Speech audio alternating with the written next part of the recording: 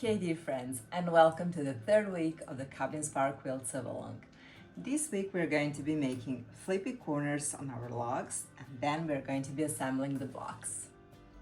Now that my logs and other units are cut and organized, it's time to make the flippy corners on the logs 10, 11, 12, and 13. These flippy corners are created using stitch and flip technique that saves fabric and time, but it's very important to align fabric pieces precisely and stitch the diagonal lines accurately, as there is no trimming involved, which is obviously my favorite part. We need to pre-mark the stitching lines on the wrong side of the solid fabric squares and rectangles that will be used for the corners, paying close attention to their direction. Since these corners are mirrored, keep in mind that they mirror horizontally within the same strip, while logs 10 and 11 are also mirrored between them. The same rule applies to logs 12 and 13, which use rectangles. You can follow this more easily by referring to the diagrams on page 4 of the pattern. I strongly suggest to do all the prep work and markings on a cutting mat with the 45-degree angles marked to help you draw an accurate stitching line going from one corner to another. In order to align both corners of the squares and the rectangles precisely and to avoid eventual fabric shifting, I suggest to glue base them just at the corner with any type of washable glue stick. Even the very basic one, like the school one, like the one that I am using. As the corner will be trimmed off, you will, however, not have to deal with any unwanted residues. In case you don't like using glue with your sewing supplies, you can still pin or clip these fabrics together.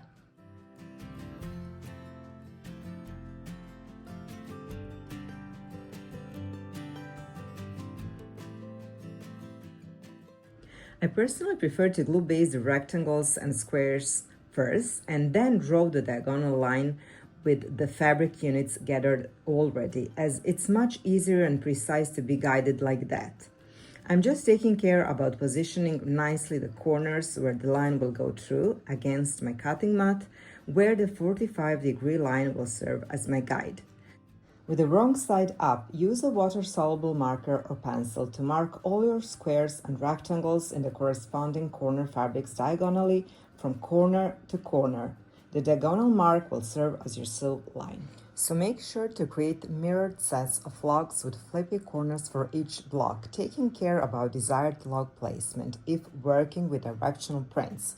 Honestly, my only concern is the position and direction of the center squares within the block. I don't really mind the orientation of the directional prints elsewhere. But let's examine this a little bit more closely. Logs 10 and 11. Pay close attention to the orientation of each corner square. Place, align, and glue or pin 2-inch corner squares with right sides together on the upper corners of the log rectangles, keeping edges perfectly aligned. Sew along the central diagonal line or just slightly inside the line toward the inner side of the corner, just like doing for the scant seam, for perfectly sharp points.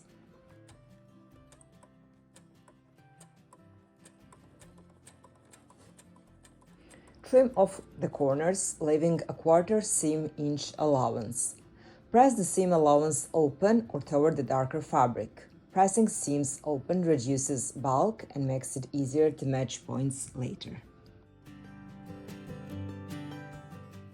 As we said, logs 10 and 11 are also mirrored between them. Logs 12 and 13.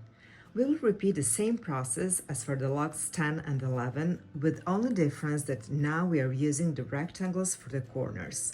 So just make sure to position and mark your rectangles accurately as shown on the diagram. And so, cut off the triangle left over and press. Repeat the same process for all your blocks.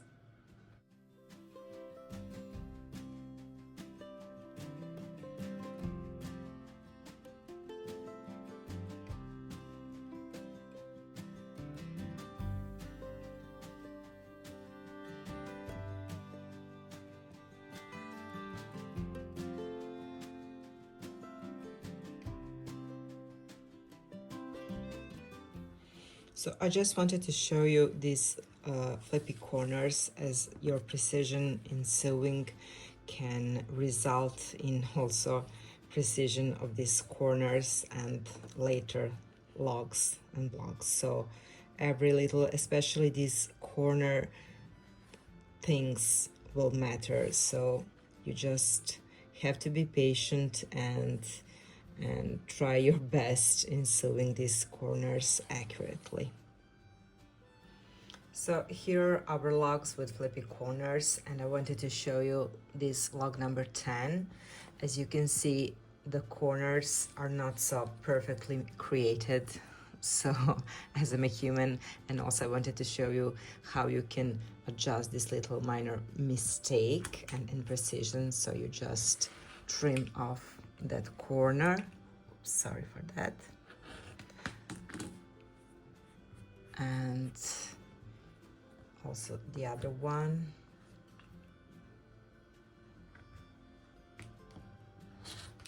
So now we have our log number 10 perfectly created.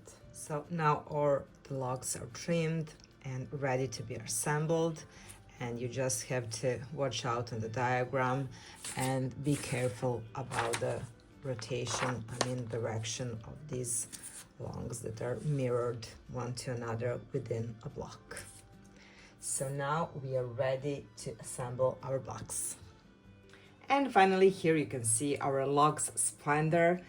They're prepared here from the smallest till the longest one, and they're all needed for one block. And now we just need to pick one of our centers and keep the things going and do the assembly. So we are starting with the center, and then following the diagram on the page 5, we are just going to be creating our block. Start with the center. Your 6-inch square, whether a plain fabric, fuzzica, panel, or mini block, is the heart of the design. Log cabin blocks are built onward in rounds. Following the diagram on the page 5, begin by attaching the first log to one side of the center. Press the seam. Continue adding logs in order, always pressing seams before moving to the next side. This method helps keep the block flat and consistent.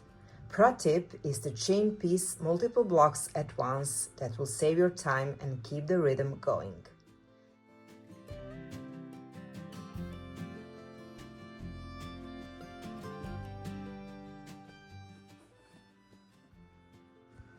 Use a scant 1/4 inch seam allowance throughout. Even a small shift in seam size can add up across 12 logs, so consistency is key for blocks that finish square.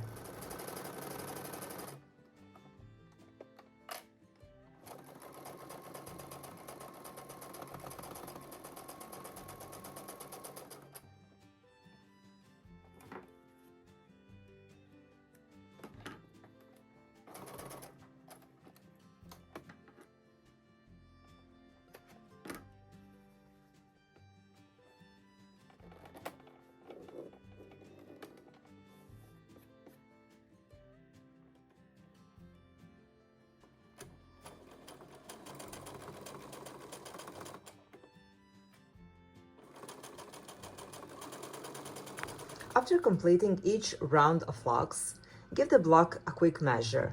This helps catch any small inaccuracies early before they compound. With 6-inch centers, each finished block should square up exactly to the size noted, 15 inches. And here is my block, almost ready. I just need to add the logs number 12 and 13, and it will be all done.